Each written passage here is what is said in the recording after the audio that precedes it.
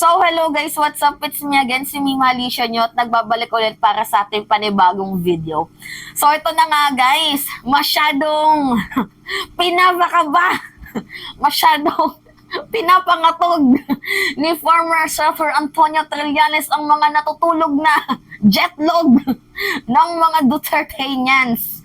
So, ngayon guys, pag-usapan lang natin ng bahagya itong pa-media briefing, pa-press conference ba ni former Senator Antonio Trillanes ukol dito sa usaping nalalapit na pagkatok.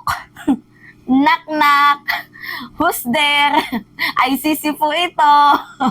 So pag-usapan natin guys, yung napipintong pagpasok ng International Criminal Court sa bansang Pilipinas. Kasi yan naman po yung in-stress out ni former Senator Antonio Trillanes ukol sa, mga nagtatanong sa kanya.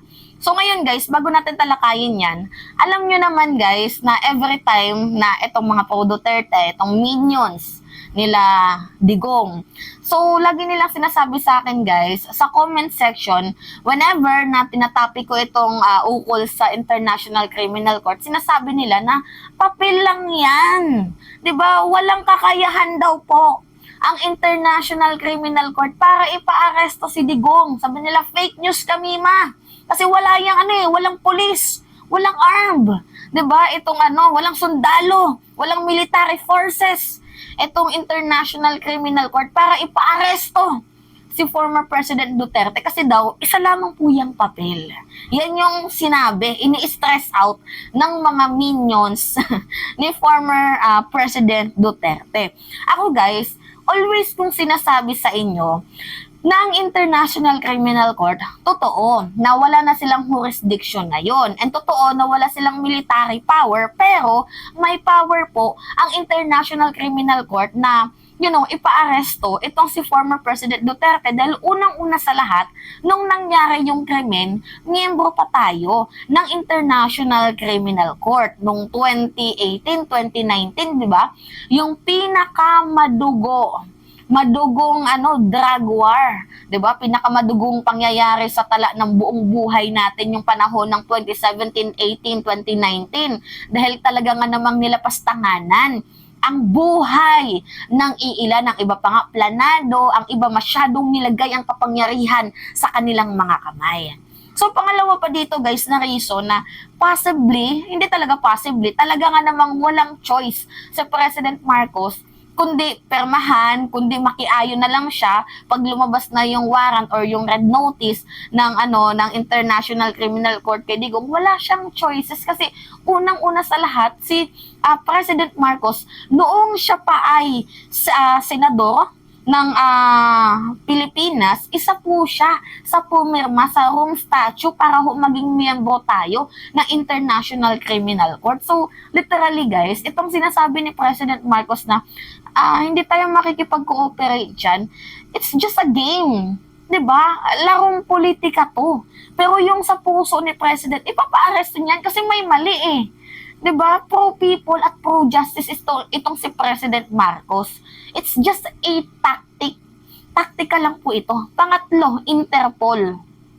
So, may obligasyon po tayo dito sa International Police dahil unang-una din po sa lahat, lagi po tayong humihingi ng pabor sa International Police, sa Interpol. So, napakapangit naman ata ng response natin kung yung Interpol humingi ng tulong sa atin on behalf sa mga hindi talaga di umanoy, sa mga biktima talaga ng biktima ng madugong drug war ni former President Duterte. So, ang pangit naman ata ng response natin kung yung Interpol tinutulungan tayo, tapos hindi tayo makikipag-cooperate sa kanila.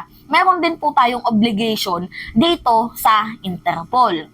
Gets nyo ako? So ngayon guys, pakinggan natin tong statement. Pakinggan nyo guys kasi napakahalaga yung binitawan na statement dito ni former Senator Antonio Trillanes. Pakinggan nyo. May pagdidiin kasi siya dito eh. Given that the country has withdrawn its membership and then nagsabi na nga na we are still considering rejoining, pwede po ba talagang maaresto si President Digong ng ICC? itong ICC issue na to, maganda nga, sir, no, at nabigyan ng pagkakataon to break this issue down. Ang membership po natin sa ICC from November of 2011 and March of 2019, na-affirm na yan ng Korte Suprema, sir, na meron silang jurisdiction nung panahon ng miyembro tayo. So, tama yung sinasabi nila na walang jurisdiction ngayon, pero meron silang jurisdiction noon. And in fact, si President Marcos and myself, signatories kami nun sa concurrence ng Senado.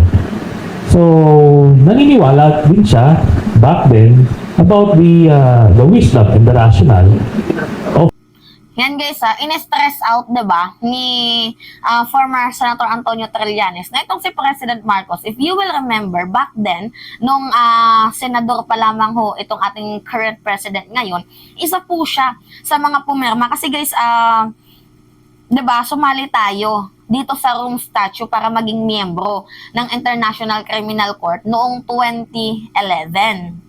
So, senador pa po si President Marcos noon, and isa po siya sa mga nag-signature kasi naniniwala siya dito sa ICC. So, isa po siya sa mga nag-signature para ho maging miyembro tayo ng International Criminal Court. So, napaka-ironic naman na pumirma, 'di ba, si President Marcos tapos hindi siya makikipag-cooperate or hindi niya gagampanan ang kanyang obligation dito sa sa International Criminal Court na ukol dito sa usaping madugong drug war at nirereklamo ng mga Pilipino ukol dito kay Duterte. So napaka-ironic naman kung si President pumirma tapos hindi siya makikipag-cooperate. So pagpatuloy. being a member of the ICC. Ngayon, ang tanong dito, ma-arresto ba siya? Kung ang pinag-uusapan yung straightforward na membership, since wala namang enforcement power sa ICC, they use the security officials of the member state to implement yung arrest order. Pero ito ngayon yung technicality na hindi nila nakikita, na ang Pilipinas miyembro ng Interpol. Meaning, kung ano yung mag-issue ng red notice yung Interpol, ini-implement ng PNP natin. And just recently, nag-request tayo ng pa-issue ng red notice kay Tevez sa Interpol na ini-implement naman ng iba't ibang mga bansa. O yun na nga guys, no? In-stress out ulit ni former Senator Antonio Trillanes na mayroon tayong agreement. So humihingi nga tayo ng tulong sa Interpol kagaya ng ng nilabas na red notice dito kay Tevez. Hingi tayo ng tulong sa Interpol para mapahuli ito. So kung nasa ang lupalop man siya ng mundo, ay mahuli siya dahil nga meron tayong agreement sa International Police. Napaka-ironic naman, 'di ba? Kung tayo hingi lang tayo ng tulong tapos hindi natin ginagampanan yung yung papel natin, yung role natin dito sa Interpol. So meron, kumbaga tinulungan mo ko, tutulungan kita. Para silang may agreement. Hindi pwede yung isa lang yung kukilos tapos yung isa wala lang, paputyo-putyo lang. So dalawa po silang magtutulungan kasi nga merong agreement. Nagagets nyo guys na hindi pwede na tayo hingi ng tulong sa Interpol tapos yung Interpol pag humingi ng tulong in behalf naman po yung pinag-uusapan dito sa mga biktima ng drug war ni former President Duterte. Ang ironic naman kung hindi tayo makikipag tulungan and gawin natin yung ating obligation. So yung ginagawa kasi ni President Marcos guys, taktika po ito. 'Di ba? Alam niyo naman na masyadong madaming binabato na ang mga Duterte sa kanya. Imposible na hindi yan nag-aal sa balusa. So, alam ko naman na hindi naman to way para mag-revenge itong si President Marcos, but yung ginagawa niya, para po ito sa mamamayang Pilipino. So, nagigets niyo ako, guys. Ito pa. Ngayon, yung ICC is meron silang cooperation agreement with Interpol. Meaning, pwede sila magpasa doon ng warrant para ma-issue ng red notice na Interpol Narinig nyo, diba? Cooperation agreement. Mayroon tayong cooperation agreement, so hindi pwede yung kakamot lang tayo sa kanila tapos hindi sila kumakamot sa atin. Gets nyo ako? Hindi yung hingi ka lang ng hingi ng tulong sa akin, tapos pag ako humingi ng tulong sa'yo, hindi mo ako pagbibigyan. Eh yung hiningi ko lang naman ng pabor sa inyo, pabor din yan sa inyo. 'Di ba? Yung pabor ng hinihingi ng Interpol kung sakaling lumabas man ng warrant para kay former President Duterte, hindi naman yan para sa Interpol, para din naman yan sa bansang Pilipinas. 'Di ba? It is our duties and responsibilities na makipag-cooperate kasi meron tayong cooperational agreement. Hindi lang po sa usaping International Criminal Court but also in international police. Yun po. Therefore, obligado tayo ron kasi bound tayo ng international agreement na yon. At affirm na yan ng Korte Suprema na yung ating yung jurisdiction nitong mga international organizations na ito ay sumasakop sa atin dahil pinayagan natin silang sumakop sa atin. So yun sirang gagamitin. Naintindihan ko na talagang kung gusto nila manggulo talaga. Pero ito yung ironic nung presidente si Duterte, sabi niya, akong bahala kahit makulong ako, kahit mabulong ako sa kulungan, sagot ko kayo, kahit sa impyerno, lahat-lahat. Pero nung ito na, grabe na, nanginginig na. Gusto magtago sa kung anong lungga. Di ba, akala ko ba ang katapang yan, si Siga, no? Pinagpapatay nila libo-libong mga Pilipino. Ito, sir, walang proseso ito nung pinatay nila. Hindi binag test. Talagang inusong-uso lang, sinulat-sulat lang. So, lahat yan technically innocent.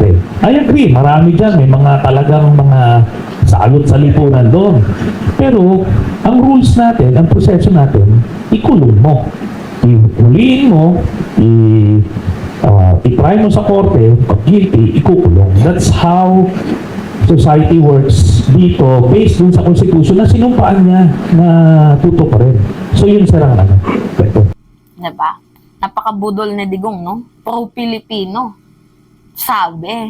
Pero yun pala, pinagtitegi niya yung kapwa niya Pilipino. Diba? So anyway, yun na nga po guys, yung in-stress out ni former Senator Antonio Trillanes na makukulong talaga si Digong kasi we do not have any choices kundi makipag-cooperate and sundin natin yung cooperational agreement, responsibilities and duties natin. Kasi napaka-ironic talaga na naman sa part na pumirma si President, 'di ba? Sa Rome Statute para maging miyembro tayo ng International Criminal Court noong 2011 tapos hindi siya makikipag-cooperate. Asan yung isang salita doon?